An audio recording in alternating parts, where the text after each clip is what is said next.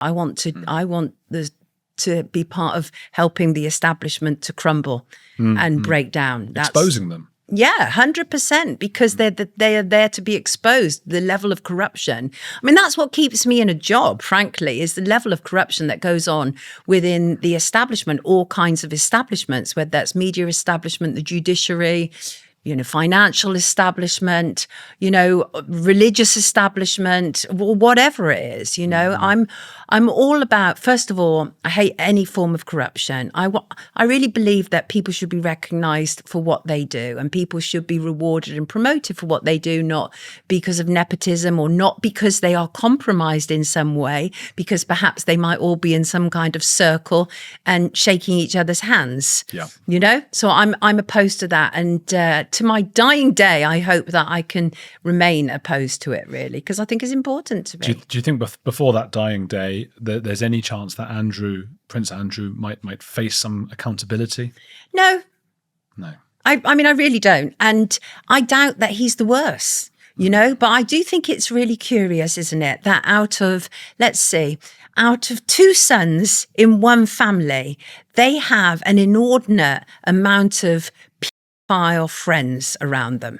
Right? An inordinate amount. That gets us onto Charles, I think. That gets us onto Charles. Bishop Peter Ball, is it? Bishop Peter Ball. Very interesting character, of course. Now, Charles has been extremely influenced by religious men. Extremely influenced. And Bishop Peter Ball was the Bishop of Lewes and Gloucester. From the 70s, they knew he was a They knew it. And he received a caution in the 90s, finally.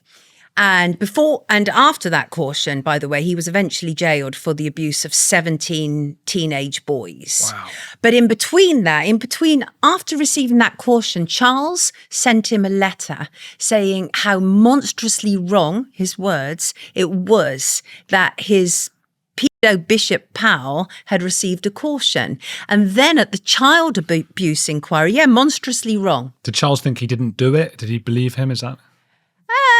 I mean, I would imagine that Charles knew absolutely that he'd done it. But like I say, these people are not like us. They're not like us. They've lived a completely sort of encased, protected life where they've been able to get away with a lot. But what was fairly outrageous was at ICSA, the child abuse inquiry. Charles was actually called to testify about Bishop Ball, and everybody else had to go and testify. But what did Charles do? He sent in a several-page written response, so that the judge never got to examine him. Now, that's fairly outrageous because you're not accountable. So he has never been held accountable for his relationship with a predator. And that's not the only predator that Charles has been very, very close to. Obviously, Jimmy Savile is probably the most famous one, but it's not the only one. And we mustn't think it is. And so I do find it curious that it is impossible. I think I've said this before to you. It is impossible for prime ministers or royal members of the royal family not to be informed of the people around them. The secret services around them would know everything about the company they keep. It is absolutely impossible that the royal family did not know about Jimmy Savile, and it's impossible that Margaret Thatcher didn't know about Jimmy Savile.